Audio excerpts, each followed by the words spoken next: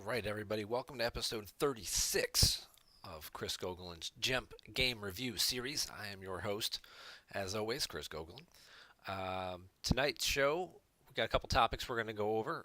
First, we're going to start with, let me move my microphone a little bit.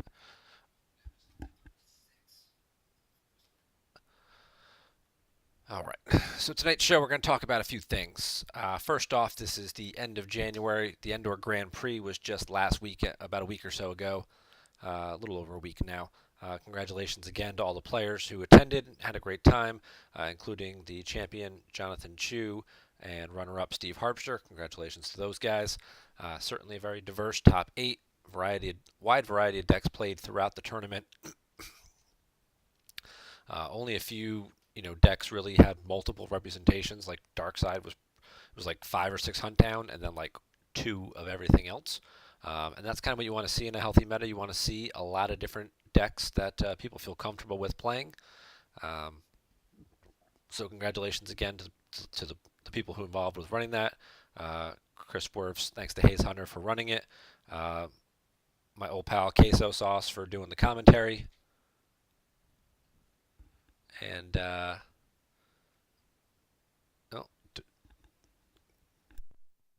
can you hear me now, Dorsch?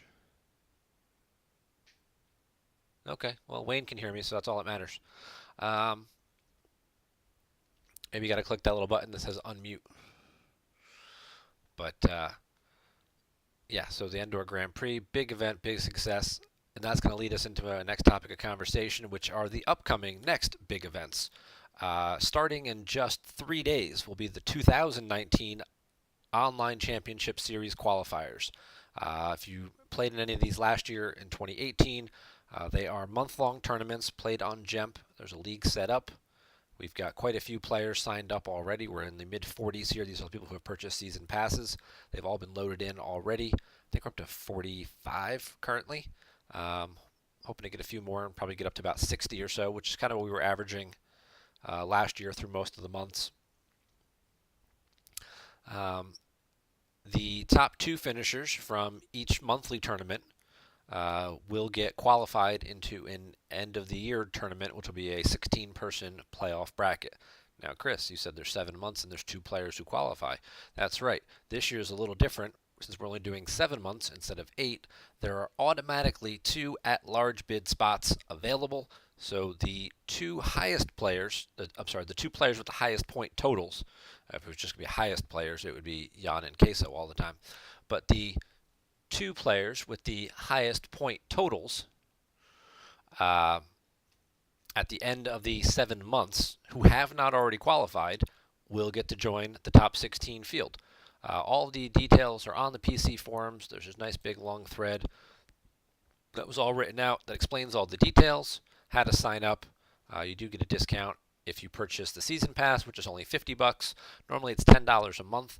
The season pass is $50, so you get 2 months free for buying the season pass. If you plan on playing, in at least 5 months or so, it seems like it's a pretty good value then to buy the season pass and not just pay $10 each and every month. Some great prizes being given away. First place gets a main V card design and $800. Certainly something worth competing for. But for all players, if you play at least 8 games a month, that's down 2 games. It was 10 games last year you had to play to get the OCS foil. If you play at least 8 games, you get an OCS foil slip. Here's just one from last year. That's what they look like. This was glare. You know what? Hang on, let me switch this to a darker screen. Less glare. There you go. This was the Sabine foil that was given out for the 2nd month last year. Everyone had to play 10 games in order to earn that foil. You only have to play 8. And if you're one of those people like, I don't know, Tom, who plays all 12 games within like the first 5 days, then all you really have to do is play 12 games throughout 30 days, and you get a second copy of the foil. So you get 2 foils for playing 12 games a month. Seems like a pretty sweet deal. Get one for a friend, trade one to somebody else, trade one for a foil you don't have from last year. Maybe something that you want to get. But yeah, we've increased the foil availability, so plenty of stuff going on over there. Here's all the details. Here's some of the little highlights. Also, the time limit was decreased. Each player used to have 60 minutes per player.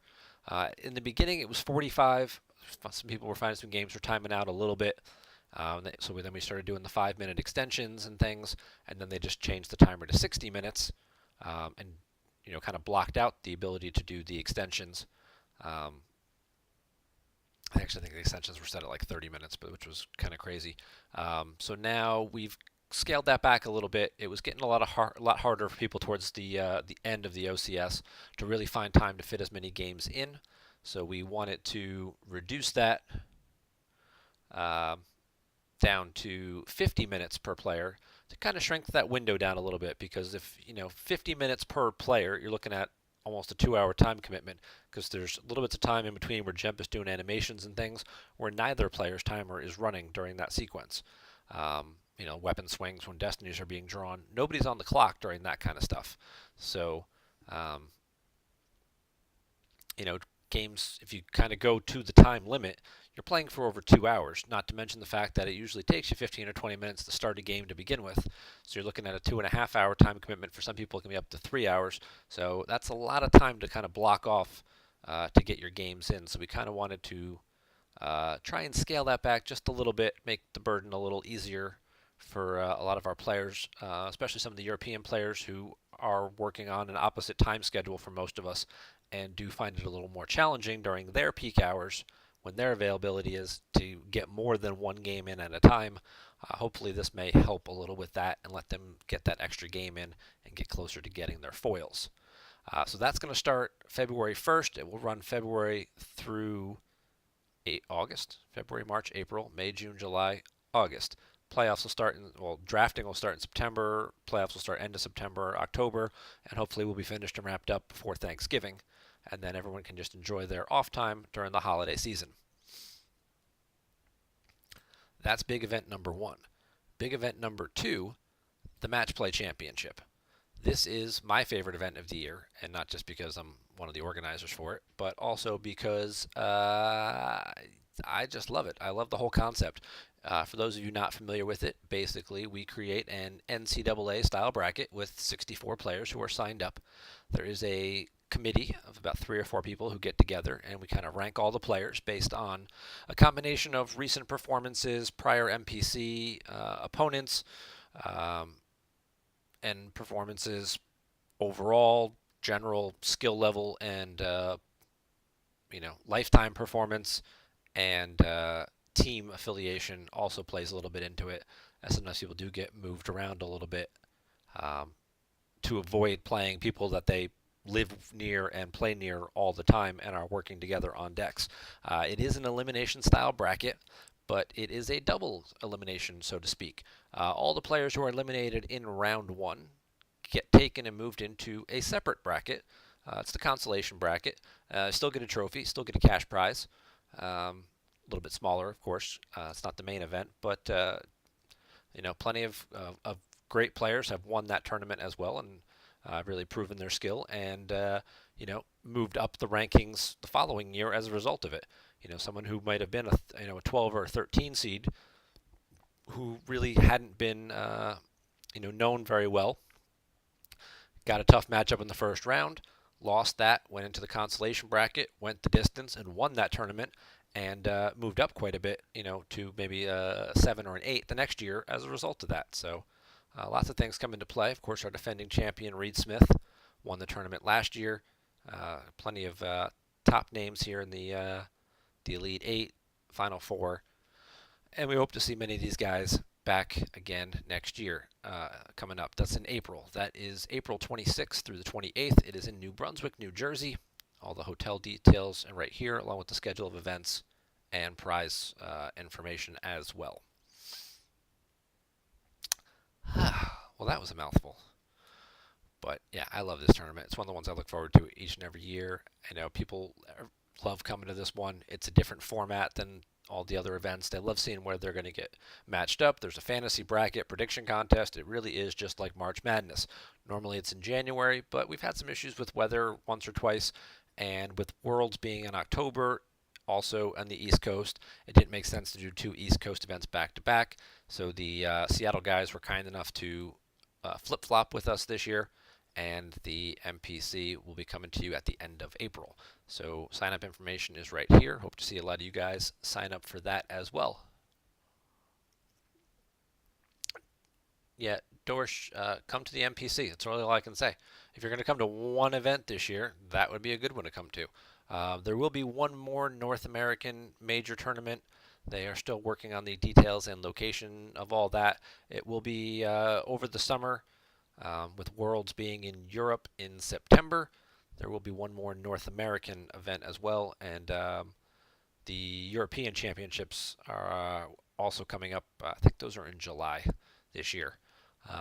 With Worlds being in September, they're moving their event normally. Normally, the European Championship is in September, so they're going to move that up, replace that Worlds, and then have the second big European major then, along with all of their other regional tournaments, some of which are coming up soon. I know I think the Germany one is this weekend. So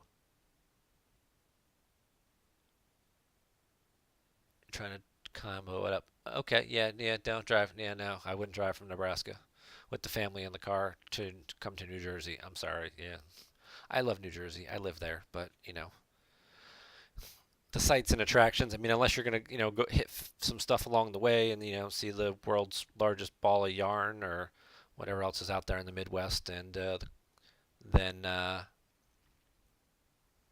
go hit up, Philadelphia and see the Liberty Bell and all that kind of stuff, and then, swing up through New Jersey and hit the tournament, and then maybe hit New York on the way back and do the Statue of Liberty and stuff. But otherwise, save it for the other event, hopefully in the Midwest. Now, one of the things that we got talked to quite a bit at the Endor Grand Prix during the live streams, which are all available on YouTube now. All of those videos have been moved over. They are broken out by individual game, so you can watch them all there. I may even have put them in order in a playlist or something, so you could just watch one video right after the other. You've got 8 games on day 1, and then a number of games on day 2. Those are a little broken up because we did have, like our first feature match, game 2 wasn't played because game 1 didn't go very well for the first player. There really wasn't much of a point in playing game 2. We jump into a game 2 of a match. Then when we get to the top 4, I believe it was Johnny Chu was able to play both games of his match faster than Fred and Harpster could play their game, their entire match. So their game 2 is also on stream. So there's quite a few games. There's probably like 15 or 16 games worth of footage to watch and go through from that weekend. Big thanks to Queso for flying out and setting up the cameras, and the new lighting rig looked awesome. Very excited to see that in person at the Match Play Championship and see how that goes this year. But one of the things people were asking about quite a bit was RalOps. RalTier Operations made its dramatic return in Set 10 with a new virtualized objective, and there were 2 players there playing in the event who were using RalOps, but unfortunately they were just not doing as well as some of the other players in the field. I know Cam played it and went 1-3 with it. He felt like his games could have been winnable. Maybe he just needed more practice with the deck, a little more familiarity with some of the matchups might have given him a better performance.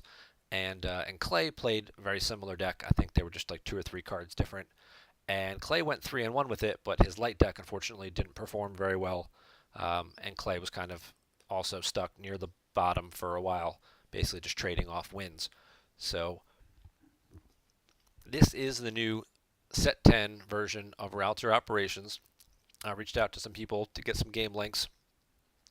Marines28 was kind enough to oblige, provide me this game he played against Seitaer, where Seitaer was using RalTier Operations, and I thought this was a great opportunity to take a in-depth look at this particular objective. We'd love to have you, Seitaer. We'd love to have you at any major tournament. If you're in North Carolina, it's like a 9-hour drive. Just come right up the East Coast. But so RalTier Operations. You still only start the route tier system, so very similar to the original objective. Not a whole lot has changed between the non-V and the V objective. There's a few things that do get cleared up a little bit that do help quite a bit. Manager of Game, Spaceport sites are immune to He Hasn't Come Back Yet, which is the card that makes people go missing if they're at your site. You just have to draw Destiny +3 greater than ability, I believe, and then their guy just goes missing. It's kind of a pain in the ass card. Not a lot of people play it, thankfully, because there isn't really a way to get it. There used to be a legacy card that pulled it, and that was gross and disgusting. And thankfully, that card went away, and we don't really have to deal with He Hasn't Come Back Yet anymore. It also makes them immune to Unita. Unita gives your opponent extra activation and makes their guys deploy -3, or rebels deploy -3 to generic the diamond sites. So this makes the spaceport sites immune to it. The swamp and the farm and not the farm, the swamp, the jungle, the desert, and the forest are still Unita vulnerable. So you want to avoid those sites and kind of just stick on the generic spaceport sites when building a router operations deck. While those other sites do have great game text, that would be awesome to play, the forest where your guys are immune to attrition, or the swamp where it costs +3 force to initiate a battle. At the same point in time, if their guys are going to deploy -3 to that location, they should have plenty of force left with which to battle then.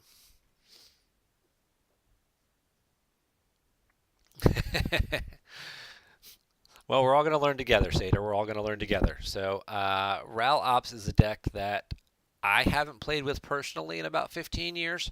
I've played against plenty of times, so I'll try and work backwards from that. But obviously, this is a new version of the deck that's doing new things. Does not have a lot of the other legacy broken support cards that made RalOps such a beast. And we'll kind of dig into this one a little bit deeper and just kind of get a good baseline, a good footing.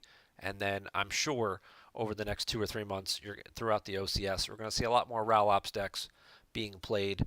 And heading into the MPC, maybe we'll see some more refined lists for RalOps show up at that tournament, and then we'll see with set 11 possibly coming out sometime over the summer or before Worlds, in that time frame there.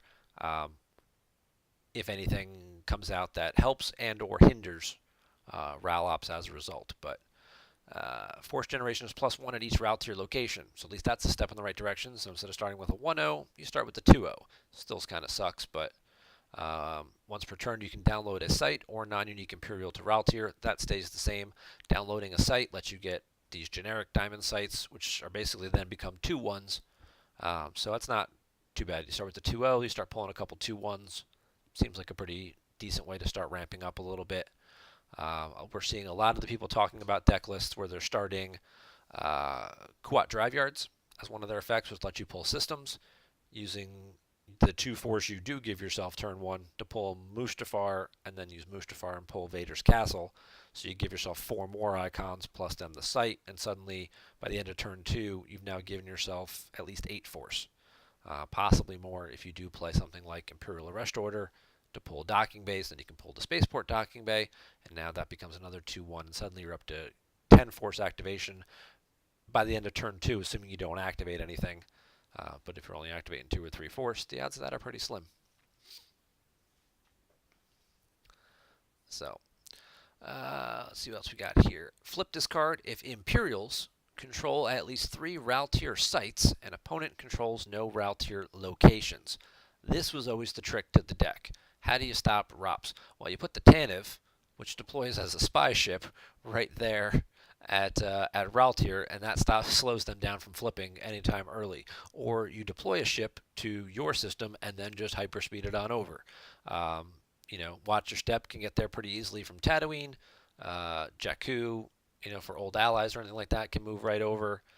Any of these other, Bespin, QMC, deploy something to Bespin and just move it right over with squadron assignments or anything like that. Or even, like the WAP-based versions or things like that, put a ship in Naboo and fly it on over. Because they do have a slower activation platform, it might take them to like turn 3 or 4 to get a ship out to contest space. And this is kind of where you want to usually where you want it to challenge them and keep them on the 0 side, because the 7 side is where all the good stuff is. Other thing to note, there are no character deployment restrictions on the objective, but you only get the flip condition if Imperials control at least 3 sites. And remember, it's control 3 sites too, not just occupy. So you're not limited to just playing Imperials the way Imperial Entanglements is. You can play EPP Maul. You can play Dooku. You can play, other characters, P-59 and whatnot. Kylo Ren with weapon or anything like that you need to flush out the deck to give it some more teeth. But you only get the benefits from this and from the flip side.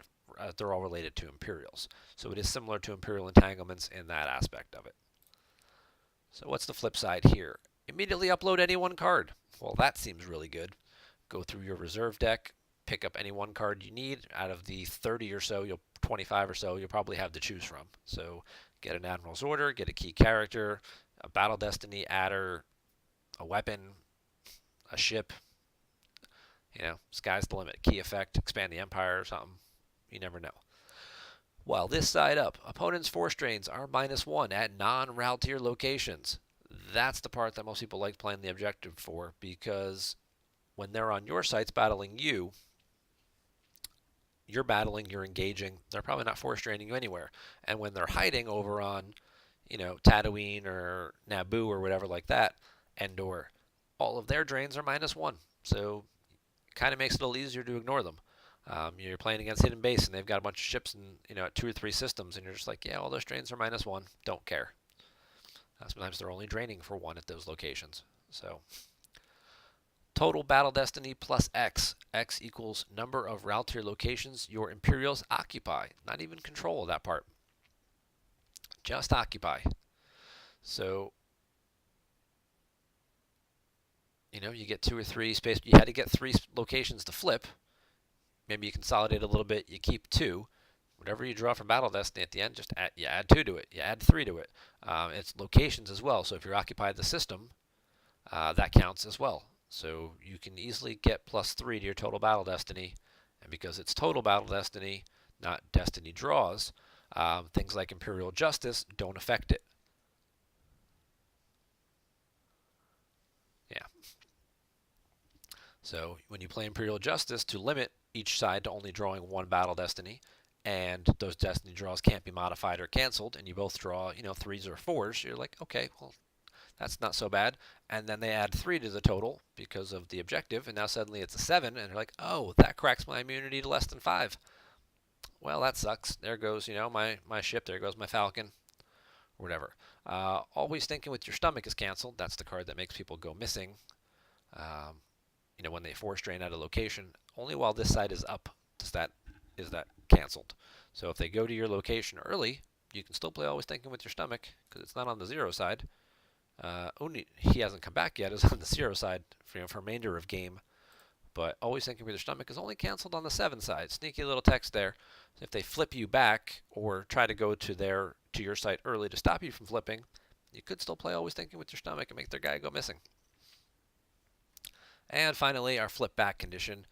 Flip this card and place a card from hand on used pile, if you have any, if opponent controls 2 RAL tier locations. Does not have the game text anymore that used to let you spend 2 force to upload any card from your deck. That kind of got replaced into this immediately may upload any 1 card. So if they flip you back and then you flip again, you get to go get another card. So that's kind of the double-edged sword there. If your opponent flipping you back, if they can't hold it and they just try and flip you quickly to get your, the force drain -1 part, and you can regain control of RAL tier, you get to go get another card. So he's going to be playing against Marines 28 here. Marines is using Old Allies, which is the other control deck in the current meta. So let's get this going and let's see what we got going on here. So we do have Kuat Drive Yards, we do have Imperial Arrest Order. Endor Shield is a very popular third effect because it lets you go get 2 Admirals, Ozzel and Piet, possibly Chiranu, possibly even Mahdi or whatnot. So Seitaer starts first action, he grabs Piet, Marines is going to grab a general. He's going to grab Leia. Second action, he grabs Ozzel. Yep. Ozzel is a great Imperial because he deploys for free to these RAL tier sites. All of these little spaceport sites all have interesting little game text on them. So we'll take a quick peek here, like the prefect's office. If you're Imperial leader here, Imperials at same and related sites are power and forfeit +1. I heard somebody saying the other night that this wasn't working properly. So I know the GEMP team is looking into the coding on some of these spaceport sites, because it just says here. And I know the guy, I think like he had Veers and a Walker, and it wasn't, or Tarkin and a Walker or something like that, and it wasn't reading him because it doesn't say present, it just says here. So guys and walkers should still work. And I know that's a current bug that might be getting looked at. But, that's a nice little one. Same and related sites, power and forfeit +1. So suddenly some of your, and there are a number of Imperials who are ability 4 or do have game text that lets them draw by themselves. Back in the Decipher era, you used to see guys like Colonel David John and Lieutenant Commander Arden and whatnot, be used. Janice, Simalu, those kind of guys, Mara Jade, Vader, because they all kind of drew by themselves. We've got a few more virtual guys now with, a new ground version of Thrawn, who you could also pull with Endor Shield, a new Tarkin who draws by himself. So there are plenty of Imperials, so you could kind of do a spread deck. You could do a Trooper type deck and just do like a drop and drain. But that's going to be a little bit more... It could be a little bit more difficult. You don't quite have the same force activation and stuff like that. But I mean, something like the IE Trooper deck, you don't start with the system with a ship out and things like that. So that'd be a little more difficult to play.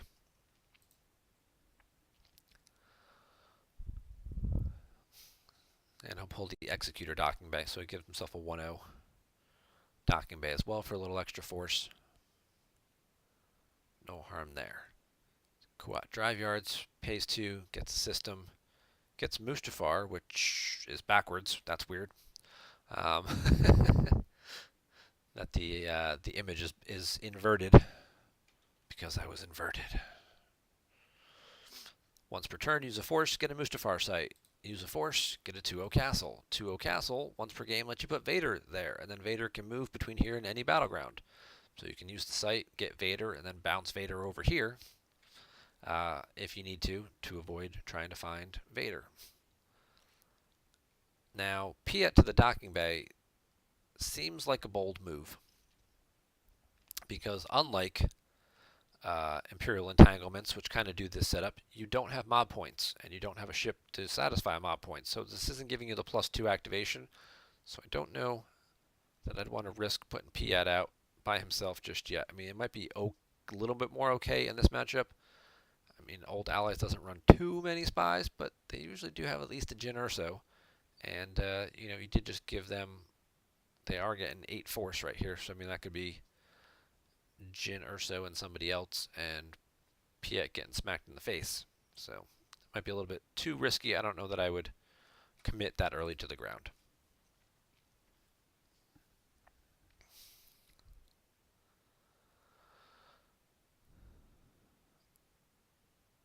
We'll see we get some pretty standard stuff here. No Ray's Hut. Oh, he had it in hand. Okay, so he'll get Ray's Hut. And we'll see if he's playing the Ray. I did see the EPP Ray in the deck. He's going to throw Leia back with a Brave Resistance because he pulled her with Strike Planning. He'll get Solo out. Okay, put Solo on the Falcon with Lando and probably take off to the system.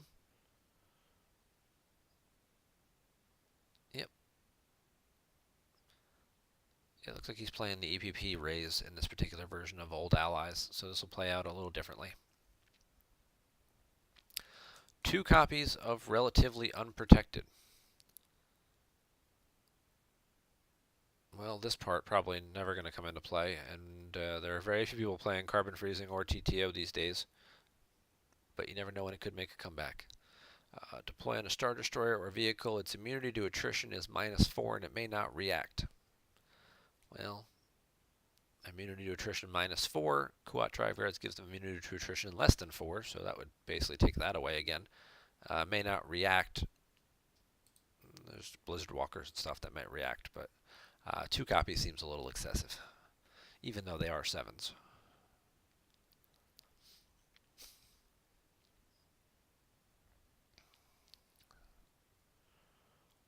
There's a Stormtrooper Garrison and a Vader Enforcer. Seems like a little bit of overkill, especially at the prefect's office. While with an Imperial Leader adds own destiny, while at an opponent's site, force drain +1 here. If you were going to put Vader and the Stormtrooper Garrison together down together, I would have gone to his site. You know, go over here and drain for 3. And you just committed your best character to the ground at your location. So, obviously, trying to did he miss a site pull? Did he not look for a site?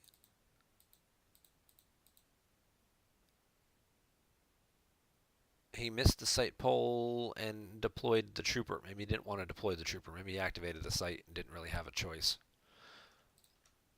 Because you can only deploy the non-unique Imperial to RAL tier. So that makes more sense. So I apologize for that one.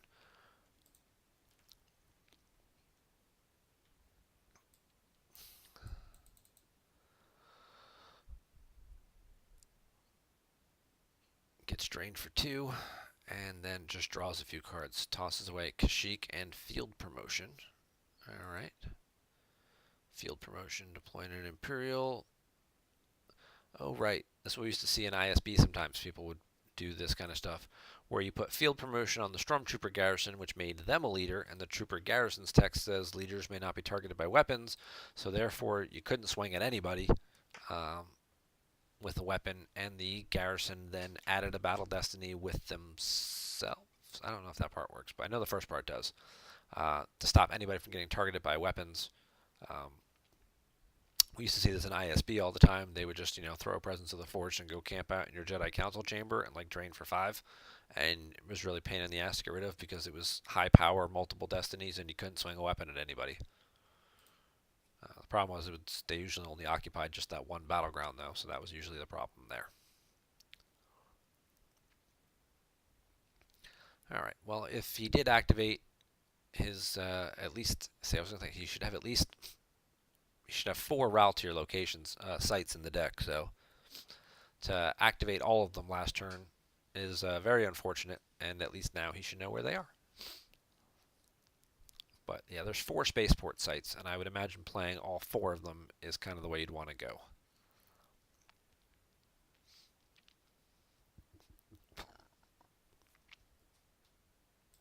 Now the docking base text. Starfighters deploy -1 here. That's probably not the big concern there. What's on the other side here is your pilots deploy +1 here. So Lightside has to pay an extra force for all their pilots. And there's a good number of pilots that also are ground characters. Luke probably is going to be just equal 6. So you're not going to get him. But, people looking at this deck, Anakin would qualify, Corran Horn, Chewie, Solo, Rey, those kinds of characters would cost +1. And then we've got the Street, which makes Rebels power -1 here. And the dark side text. During your move phase, may move free between here and any related Diamond Spaceport site. So your guys can bounce all over RAL tier for free. So Vader can move all the way over to here for free, and he can move from here to any of the other spaceport sites for free as well. So kind of like QMC does with the Upper Plaza Corridor, the 1-0 site, the way they kind of bounce all over Cloud City to avoid battles and get their guys where they need them to, and shuffle people around for free. Can't emphasize that enough. The free movement is awesome, and you should take advantage of that whenever you can. And there's the Force site, the Spaceport City. If you have a non-unique Imperial leader at same or related site, force drain +1 here. Well, Stormtrooper Garrison is non-unique, and if you slap Field Promotion on him, he becomes leader. So that becomes a force drain +1 here. This part of the text, maybe not the most relevant. Thief or scout present, 4 strain +1 here. Not too many light-sided thieves, but there are some decent scouts. Case in point, I think this guy Cal Alder, right there, bam, scout. Jedi Luke being the most prominent scout. Hey, new set 10 guy, the Grand Inquisitor. And there's that guy, Colonel David John, we were just talking about. Grand Inquisitor, Imperial, Leader, Power 5, Ability 5, so he draws Destiny by himself in most scenarios. Jedi or Padawan, just lost from same site as any Inquisitor. Opponent loses a force. Jedi or Padawan, just moved from here. Inquisitors present may follow that character, and he's immune to less than 4. So if they try and run away from you, you can follow him. Just like the way Grand Admiral Thrawn V lets your guys follow people. This guy lets you follow Jedi or Padawan. Thrawn lets you follow Rebels, I believe. But, you know, good power, forfeit, deploy, forfeit ratios. Also a pilot if you need him in space in a pinch. Imperial Leader, so it gets you benefits there. The aforementioned Colonel David John. Deploy forfeit's a little high, but power 3. While he's at an exterior planet site, he's power +2 and immune to less than 3, and draws 1 battle destiny if not able to otherwise, which is really awesome. So he's power 5. Just don't get his game text canceled, and you'll be fine. Chewie Protector, I believe, would give him a very bad day. Present with the Scomp link, cancel Surprise Assault at a related site where you have a spy or scout. Not really coming in handy all that often because there's, I mean, these sites, some of these, the prefect's office and the docking bay have Scomp links. These other ones don't. But you also have to have a spy or a scout there. So, but that's the 3 Imperials, and opponent controls no route to your locations. So let's flip. And then he's got 20 cards in his reserve, 21 cards in his reserve deck to go pick from. So hopefully he picked a good one.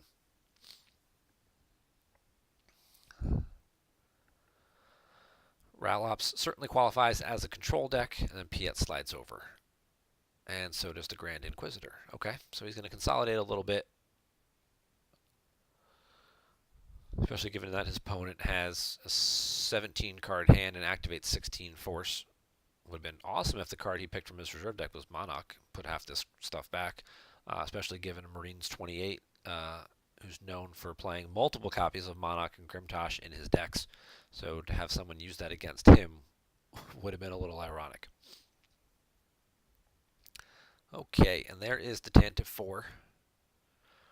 Like we said, that is the most common way that people try to flip the route to your objective back or stop them from flipping. It's kind of always been the go-to strategy, which is, yeah, so he's going to put Rose back and get Poe. I assume Poe's going to end up aboard the Tantive, make that immune to less than 5, add a Battle Destiny, probably put somebody else there as a secondary pilot, just for some forfeit fodder. Okay, so Anakin goes wide. That will flip him back, and Seitaer has to take a card from hand and put it in his used pile.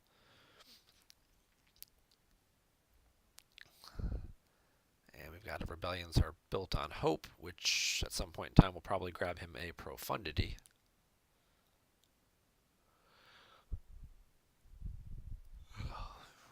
RalOps is one of those decks that can certainly get itself quite a bit of power, but you know, it does. It's one of the decks that starts to snowball.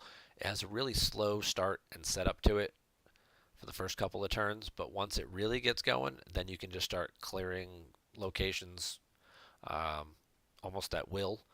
You know, when you're adding 3 or 4 to your total battle destiny, or you know, drawing multiple destinies and adding that to the total, or you know, an EPP Mara, an EPP Maul, those kind of people can definitely do some damage. And the -1 to all 4 strains is certainly also a difficulty that a lot of light side decks have to overcome to force them to come interact. Alright, looks like he was going to go with Veers, but that won't flip back because he does not have... Oh, looks like he decided to do it anyway. And there's the ship, the Binder. So usually you'll see a couple of Star Destroyers with quad drive yards. I would expect at least a Conquest for the ability to cancel stuff. And we get Ozzel from hand, so Admirals are good, Imperial Commands are good. And a Tarkin.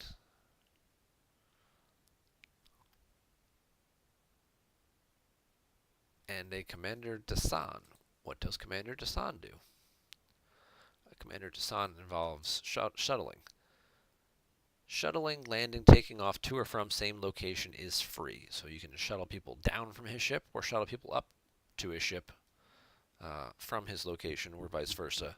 And it's all free. Again, more free movement. Free movement is great. During your control phase, take a shuttle or whatever into hand. Who cares about that? But with Imperial Rest Order out, he is forfeit 5. So he's a 2/5 who lets you move for free as well. So he's a pretty good character to have. We'll get our first look at another set 10 card, Jedi Mind Trick. If opponent just initiated a battle or force drain, use 2 force, or it's canceled. So it's the light side equivalent of projective telepathy. It's pretty good. Lost if your Jedi is in battle, unless with a few people. Wave hand at, add or subtract 2 from opponent's just drawn destiny. So you have to wave your hand. You have to do it. It's written on the card. It's like Star Destroyer. You have to say it.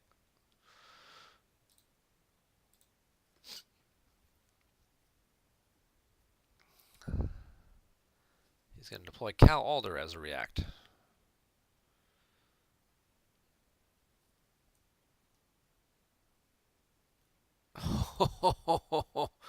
I don't know if Marine's intended for that interaction, but if he didn't, that's just an awesome, happy coincidence. I like to believe he did.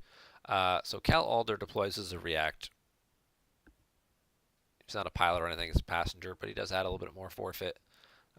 Nothing in his game text has any relevance whatsoever. However, Admiral Ozzel does have relevant game text. Lost if Vader on table and opponent reacts to same location as Ozzel. Because Vader was pissed at him for the way they reacted at Hoth, and Vader choked him out. So Ozzel has this fun little flavor text in here. It doesn't come up all too often, but when they battle you and you react with the Spiral, or in this case, a Cal Alder, and Ozzel goes away, suddenly Darkseid's plan seems to change a little bit. So no more Admiral, which means no Imperial Command to limit light side. And Tucson is not a leader, so Tarkin can't add a Battle Destiny with him either. So there's a double whammy, thanks to good old reacting. Oh no, no, no, oh no. Ugh. Marines, you made a great play, and then you followed it up with a play that I will strongly disagree with. You have a huge advantage. You just took Ozzel off the board. He's left with 9 power, only getting 1 destiny. He's got 2 cards in his hand. You've got 12 power, 2 battle destiny. Anakin's adding 1 to each of those destiny draws, and you just gave him a way to cancel the battle.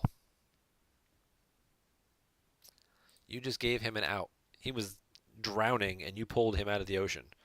But you're the one who struck his head in the water to begin with. And Seitaer lets the battle go through it. Alright, I give up. I'm kidding. I'm kidding.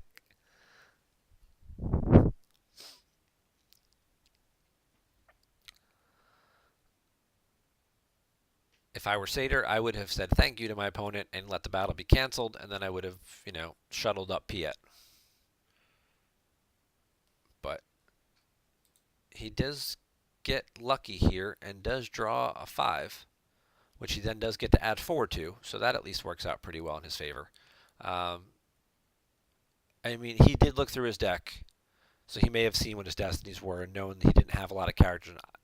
Usually this deck runs a lot of characters, which is why I was leery of it. I don't know what his destiny looked like. If he knew he was going to draw, had a pretty good shot of drawing like a 4 or a 5, then yes, let the battle go through. You can forfeit both guys if necessary for 11. So you got a pretty good shot at covering that, and then you can shuttle some of these dudes up to cover it. But with adding 4 from the RalOps objective, it does make it a little bit more palatable to let this battle play out and go through. So there might have been a very logical course of action there, and yeah. Range draws a rose, and you get a second destiny draw, which is a Hera. He does not Jedi Lev the Hera. Instead, he'll just take his 10, which will get rid of both Tarkin and Tucson, but the ship will get to stay. Meanwhile, over here, we're going to lose Cal Alder and Anakin.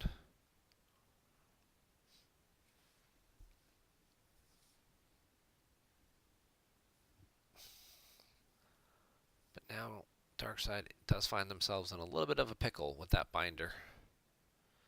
So they have to find somebody. Oh, that was the other thing that was on the front side, right? Once per battle, when you draw Battle Destiny, may exchange a card in hand with a card of same type in Lost Pile. So we did see him exchange.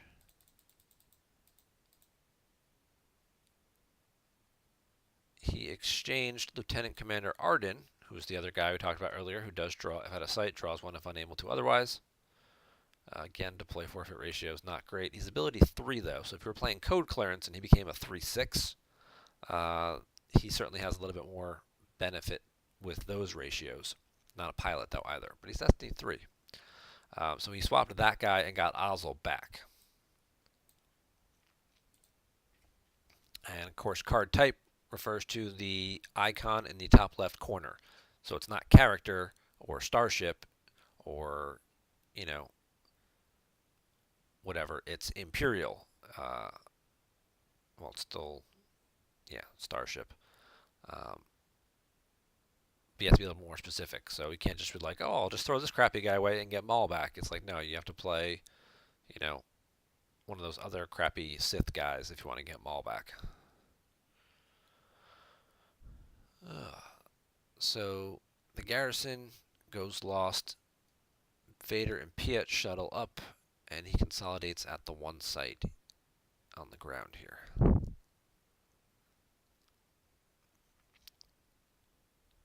Puts a villager back and gets a rose. This would be a good time for a Padme and a gold leader. He draws a punch it.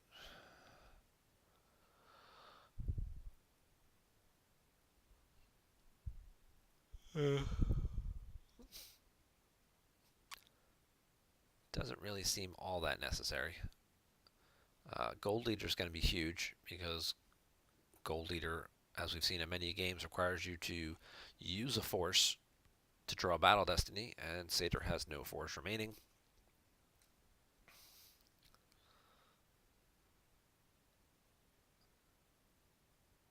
Okay, and he will go for the flip of his own. That's a solid play. And he's got plenty of force left. He can put Leia and Padme down. Padme not only will add a destiny to attrition, which will help get rid of the binder, and also she also cancels Vader's game text. So Vader won't even add 3. I hate when that happens. Come on, just deploy him.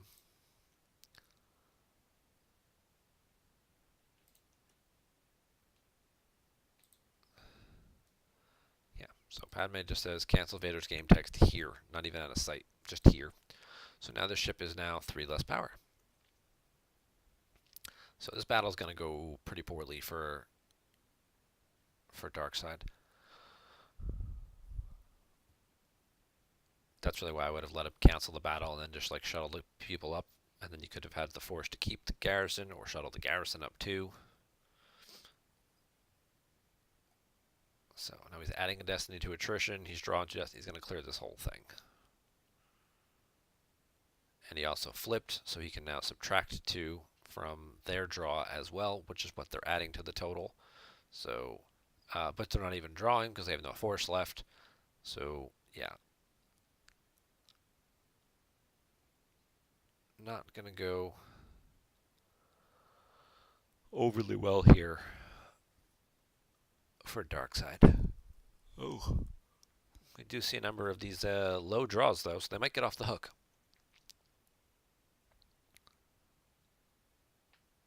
Gold leader stops light dark side from drawn.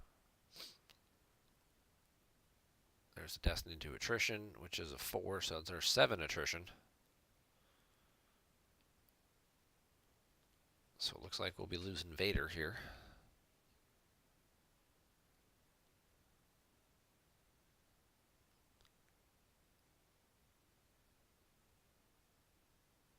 Very puzzled by that move. Because Vader forfeits for 8, and he had 8 battle damage. He doesn't lose the ship, so we'll just assume that that was a mistake. I should have just lost Vader and kept Piet. You can move the ship away. It's got hyperspeed 3. Mustafar's at 7. You can't make it there, but you could make it out here. This is at least less threatening at Jakku. If you had Ozzel and Piet and then moved away, you'd be fine. And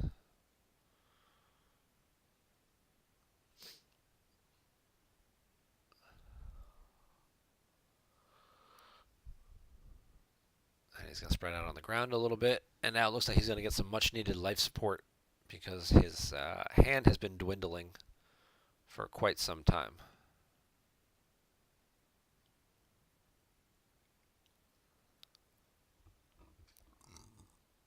Excuse me.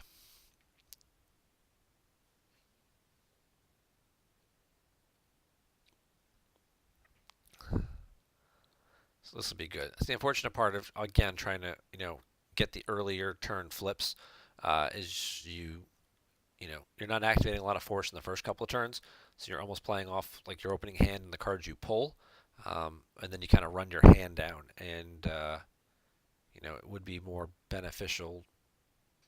It's one of those weird things because you want to go quick to get the objective kind of on the flip side before they start engaging with you. But if you go too fast, then you don't have much of a hand to defend it when they do come mess with you. So, yeah, I don't think I'd want to flip any earlier than like turn 3 or 4, and I think I'd want to have at least 6 or 7 cards in my hand after I did. I think the unfortunate turn of the Stormtrooper Garrison is kind of what threw this game off. Whether he just missed his sights altogether or whatnot, and had to play the Garrison because it was the only viable target, might have just screwed everything up. So maybe that's just a guy you just take out of the deck so you don't accidentally have to deploy him by mistake and waste 6 force on a guy who ended up not even doing anything and going out of play. But Light Side's got no loss pile here, so Rose doesn't even have anything to really retrieve. They can get little drains in. They can get a drain of 1 in here. And then this is, I think, also a drain of 1. Yeah, Tanev doesn't add. Did that? Let me just... Okay, it did let him drain for 1 at Raw tier. Good. Make sure the programming on that was working right. Because it's only non-Raw tier locations that are -1. So when they have your system, they still get the drain there.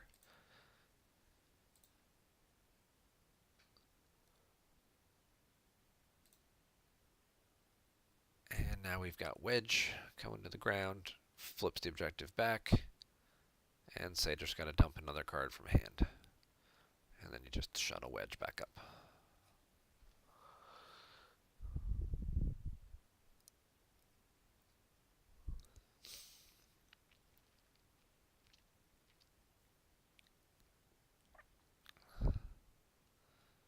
He lands the Falcon.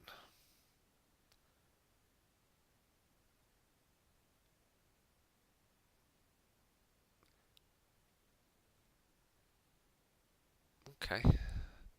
The Falcon should not be afraid of the binder. He also made it real easy for him to flip back by moving away from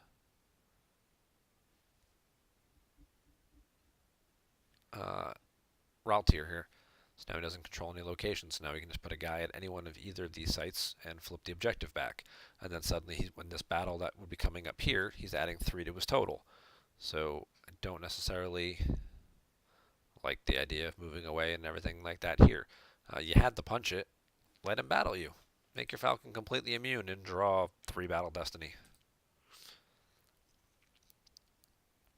Yeah, I'm sure he'd have a command for that, but you're still completely immune and you're about the same power. And you've got him on the 0 side, so he's not adding to the total. I'd take my chances with the punch it. It's the worst thing that happens. You lose Lando, or leave the Tan if you move Gold Leader over.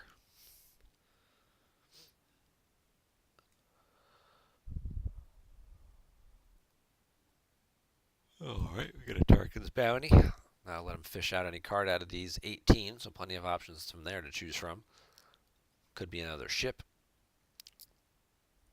Could be Grand Admiral Thrawn. Imperial Command. Hey, look, there's Thrawn. I swear I didn't watch this first. And Mahdi as well. Okay. So we got a whole bunch of Admirals piled aboard that one little binder now. And a Garrison, which flips him. The other thing to think about, too, he has the flight suit. The flight suit could cancel the command, so I would have left the Falcon here with the punch it, because then when you tried to play the command to limit you, you just use the flight suit and cancel it. That's what the Rebel flight suit is in the deck for, primarily, is to cancel Imperial command. And also occasionally cancels other stupid stuff too, but you know.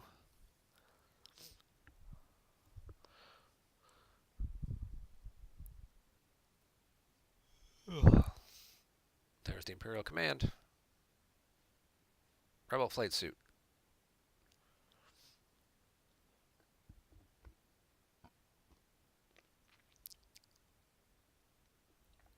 Light side still gets the destiny to attrition. Dark side still has to pay for their destiny.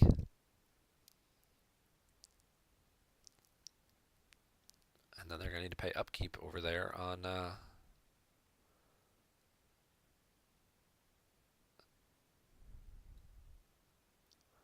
and when he draws that, he swaps a sense from hand with an Imperial command that was in his lost pile that he lost earlier. Getting a command back to hand, but it's going to get a little more expensive now that it's grabbed. Another 4.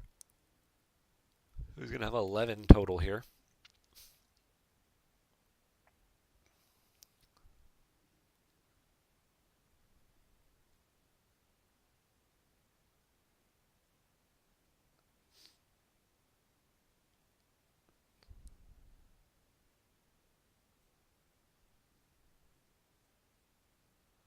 And Marines will draw his as well. Redrawing with the Jedi Live. That is the problem sometimes with old allies as well. Is it runs 20 plus characters, and there's a good number of them that are Destiny 1. It does get that extra Destiny to attrition, so it will add a 4, which will at least beat the binder and force Darkseid to lose something. I'm sure it'll be Ozzel. Or, you know, Finn reacts again or something. And Ozzel dies. Although Vader's dead now, so that won't matter, but... And we're going to get rid of Wedge and Leia.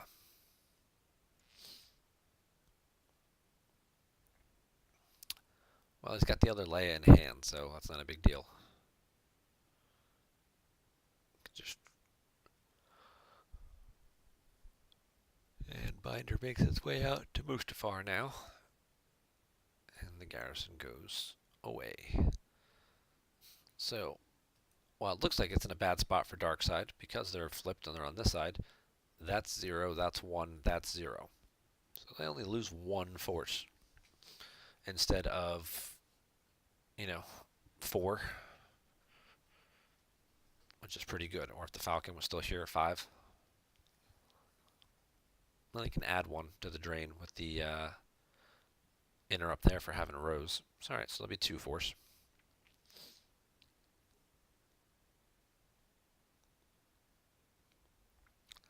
Problem with GEMP is my screen resolution can't display the text right.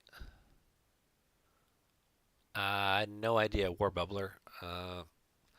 That's just whatever your graphics settings, you know, resolution are on your computer. I would say just keep adjusting them, trying the right one. that's weird. I've never heard anyone have that issue before.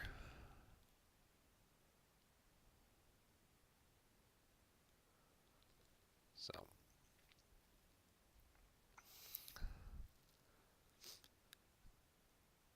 and this is kind of what we usually start to come to expect now that Darkside has gotten themselves kind of spread out pretty thin.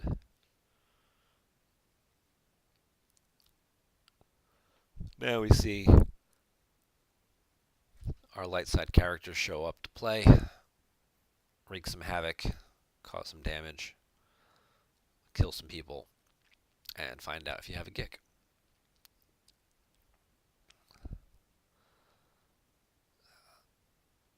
So Leia lets him retrieve one. Rey's going to hit this guy because he's only ability 2.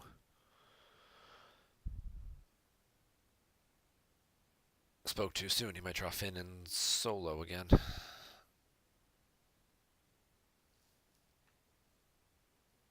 The Jedi left.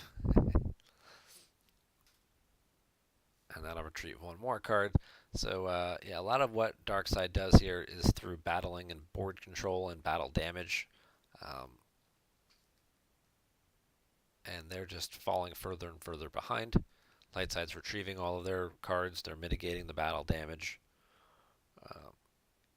Darkside's got 14 cards in their lost pile, and Lightside's got 1.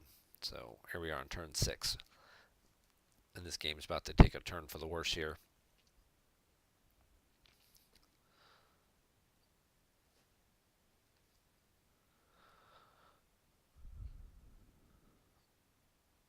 Draws a 4. Become a 6. It'll be subtracted to a 2, and then the total will then become 4.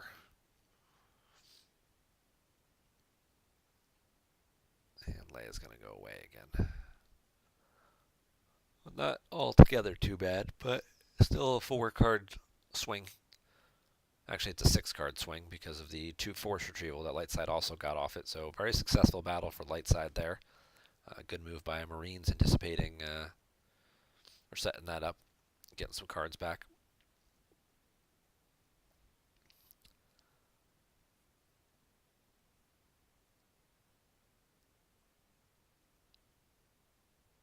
And Seitaer's just going to go ahead and concede at that point there. Definitely fallen further and further behind, and not a whole lot left to work with. And again, to flip them back, Lightside's, Falcon's going to take off. These guys might shuffle back over to the 2/2 site with the 4-card hand. Not much more Seitaer can do at that point. So the Stormtrooper garrison seemed to be where things kind of went downhill with that turn there, and then it was just it kind of just kept compounding from there, and it wasn't able to recover. But we did get a good baseline look at what RalOps can do, as we saw a couple of battles, even a losing battle here, where the Ozzel got put in the lost pile and whatnot, still turned into a pretty decent swing for Darkside because of drawing a 5 and then adding 4 to the total, making it a 9. Kind of the way Diplo also does that sometimes, where these battles that don't look really good on paper because of the Destiny manipulation end up becoming a lot better. And that is one of the strengths of RalOps, and then also having so few force drains actually go through by Lightside, because all these Jakku drains are basically 0 for most of the game. So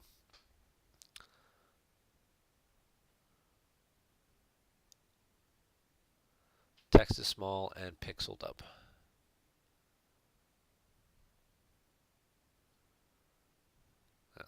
Well, that's unfortunate, War Bubbler. Maybe just, I don't know if it's something with your web browser, whatever you're using. Maybe try Chrome or Firefox or something different from whatever you're using, and just see if that happens to work better. But yeah, so thank you to Marines for submitting the game link. Thank you to Seitaer for as well for playing RalOps and giving us a first look at the objective. Being a good sport about it as well. I know he was in the chat commenting that. He didn't really know what he was doing with this deck, and that's where a lot of players are going to be in the beginning here. Even the older players who played during the route, the deck still functions differently. The objective is different than how it used to work. So there are things about it that will play out a little differently than things have in the past. So it's a good starting point for everybody to kind of just get a feel for what the deck can do. And then, like I said, I expect over the next month or two with the OCS, February, you'll see some versions of it, and then March, you'll probably see some better versions of it. And then you'll probably see at the MPC, 64 players, hopefully 64 players, but even at least 50 players is usually what we get in attendance. We usually have over 50 at that event. You'll probably see, 5 or 6 versions of router operations, and at least definitely seems like it's a good deck for match play because it even when it loses, it can tend to manage its losses because of the way it does the force drain manipulation and things like that. So good starting point. Thank you guys very much for watching this evening. Be sure to click that little heart that's in the top right corner of your screen. That's so you follow us on Twitch, so you get little updates and notifications when we're going live. If you have an Amazon Prime account, you can link it with Twitch. Then you get a free Twitch Prime account, which gives you 1 free subscription every month. You do have to resubscribe to whatever channel you want each month, so you can move it around between channels if there's multiple people that you watch. That's the second button over there that says subscribe, so be sure to subscribe to our channel. All of these videos from my GEMP game review series are on my personal YouTube page, which you can follow me there if you want. That's down in the bottom, the link to that. And of course, we'll be back next week. And like I said, with the OCS starting up, hopefully we'll get some OCS updates the first couple of days. Try and catch some games, check out what's going on. And yeah, thank you guys very much for watching and joining in, participating in chat tonight. I'm going to certainly try and do these. My work schedule did adjust a little bit, so maybe I'll try and do these a little later, see if we do them after dinner, if it works a little better for people to be more involved and interact a bit. So maybe 7 p.m. will start working better from now on. But thank you all very much for joining us, and everybody have a great night, and we'll see you back next week.